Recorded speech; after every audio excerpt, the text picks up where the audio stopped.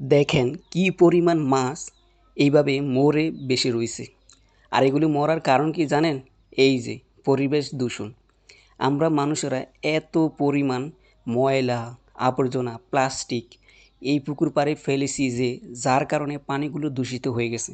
আর এই দূষিত পানির ভিতরে মাছ এবং অন্যান্য জলজ প্রাণীর টিকে থাকা এখন খুবই মুশকিল। যার কারণে এগুলো মরে এভাবে ভেসে উঠছে।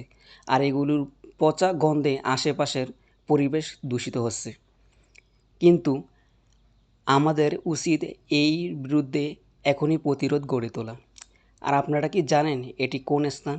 এটি চাঁদপুরের সবথেকে পর্যটন সাইট, যেটাকে বলা হয় চাঁদপুর প্রাণকেন্দ্রের দুটি চোখ, দুটি নয়ন বলা হয়ে থাকে এই দুটি পুকুরকে।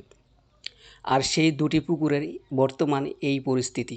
এখানে হাজার হাজার মাছ মরে এভাবে ভেসে রইছে।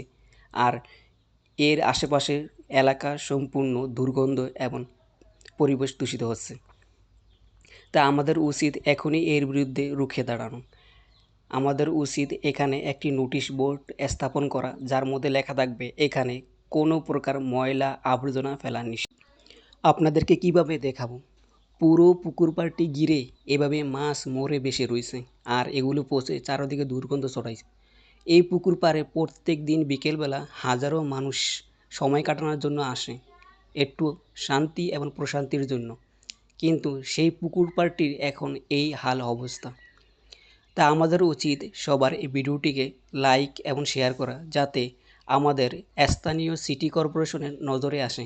আর তারা যাতে পুকুর পাড়টি সংস্কার করে এখানে একটি নোটিশ বোর্ড স্থাপন করে, এটি পরিষ্কার পরিচ্ছন্ন করে সুন্দর করে নতুন পানি দিয়ে এখানে একটি নোটিশ বোর্ড স্থাপন করে, যেখানে লেখা থাকবে এখানে কোনো প্রকার ময়লা আবর্জনা ফেলা সম্পূর্ণ নিষেধ।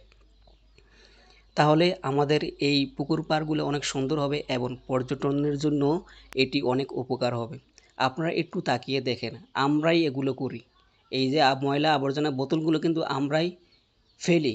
দেখেন এখানে কি পরিমাণ বোতল, প্লাস্টিক, এইটা সেটা সব এই পুকুরের পানিতে ফেলানো হয়েছে। আমরা এগুলো করা থেকে বিরত থাকি। আমরা যারাই পর্যটন এখানে বিকেলবেলা ঘুরতে আসি, আমরা দয়া করে এগুলো আর ফেলবো না পানিতে। আমরা শপথ করি, আমরা নিজেরাই একটু শপথ করলে সব ঠিক হয়ে যাবে। আপনারা দেখছেন, অবশ্যই দেখছেন যে এই স্থানটি কোথায়।